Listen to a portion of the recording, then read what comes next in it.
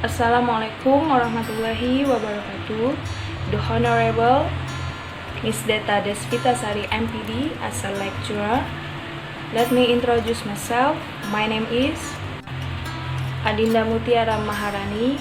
I'm from PBI 1. Okay, in this video, I will explain the material from chapter 9.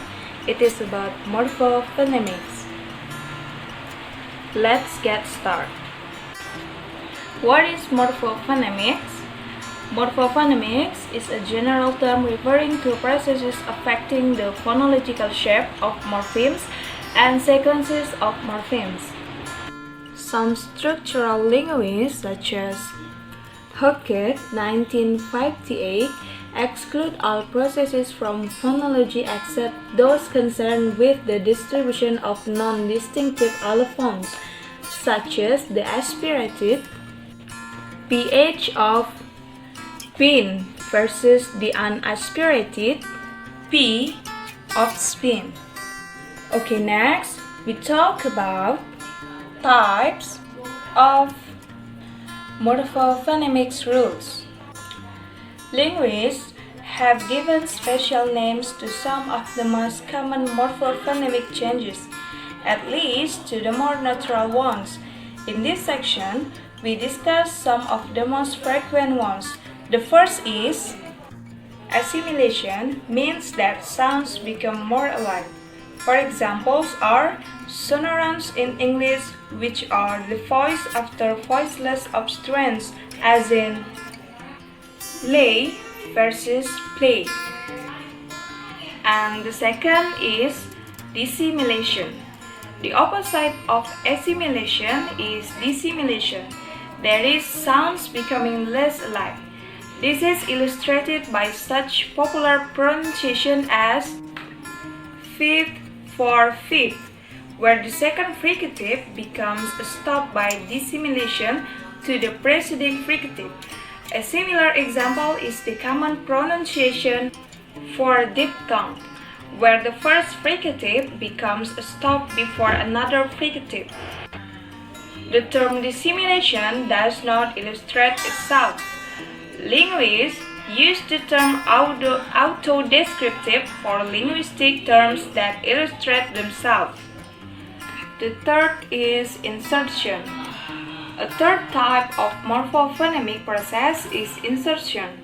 When a vowel is inserted, this is usually called emphasis. For example, this occurs in certain English dialects that say film for film. And the fourth is deletion. Deletion is the opposite of insertion. Deletion of an initial sound is called aprasis, as in round for around. Deletion of a medial sound is called syncope. And then apocope is deletion of a final sound, as in chile for child. And the fifth is haplology. In autodescriptive is haplogy. Haplogy is the omission of one or two similar adjacent syllables or sounds in a word. Turu, a language of Tanganyika, has complex verb forms consisting of a subject marker, tense, optional object marker, and a verb stem such as nahia, it means I take away, and nagehia, it means I take it away. And the sixth is metathesis. The interchange of the sounds is metathesis.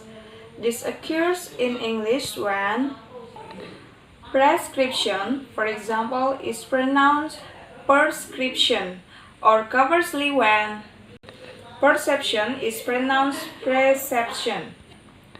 And for example, in bahasa is jalur and laju. Okay, next, vowel harmony. It means the same vowel will have the same harmony. Many languages exhibit vowel harmony, where the vowels in the word are required to agree in some phonological feature. For example, in Bahasa, are tokoh and kokoh. And next, vowel reduction. It means the vowel is reduced. For example, explain for explanation, and telegraph, telegraphy, and telegraphic. And next, tone rules. Each of the verb stems illustrated has a characteristic tone on each syllable, which can be observed in the past and future forms. For example, in Efik Nigeria language is that. It means I buy. And then kere. It means I think. And then ve. It means I run. And the last is morpheme sequence rules. Rules that alter the sequence of morphemes in word appear occasionally in language. Next, we talk about criteria for lexical and post-lexical rules. Morphological rules and phonological rules depend on morphological categories applied in the lexicon, while phonological rules that do not depend on morphological categories apply post-lexically. And there are differences between lexical rules and post-lexical rules. First, lexical rules is word-bounded, while post-lexical rules not word-bounded.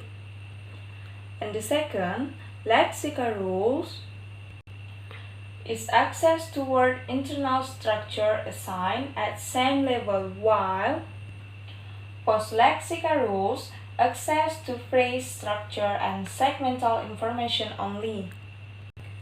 And the third, lexical rules is cyclic, while post-lexical rules apply once.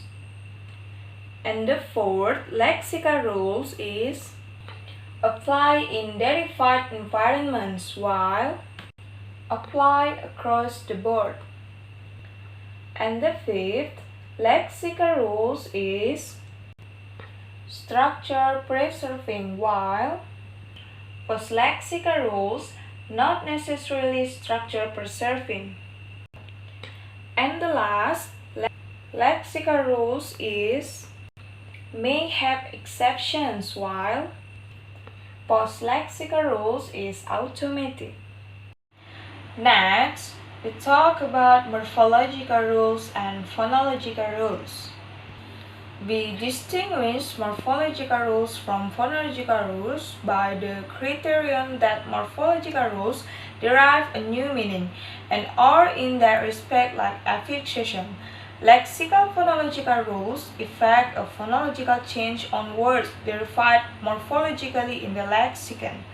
For example, there was the rule of fricative voicing between vowels in Old English, which has become a morphologically conditioned lexical phonological rules of modern English. Klausenberger 1979 refers to this process generally as morphologization.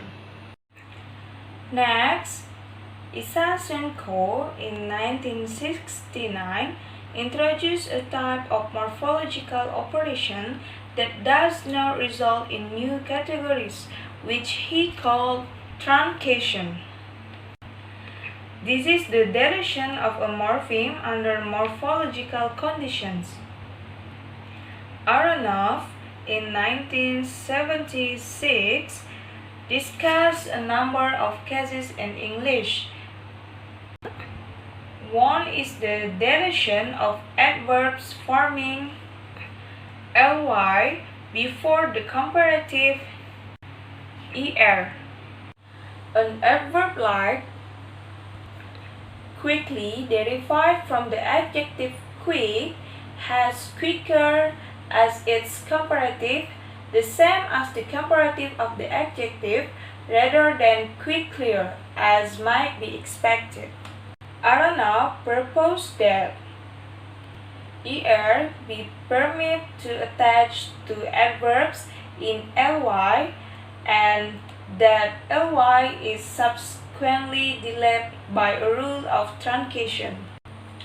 Kiparsky in 1983 proposed instead that er is prevented from attaching to adverbs in ly and that comparatives are interpretable either as adjectives or as adverbs.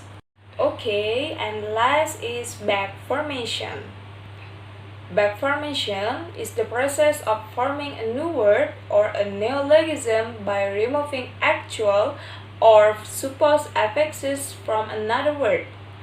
For example, the word edit created from a longer word that is editor.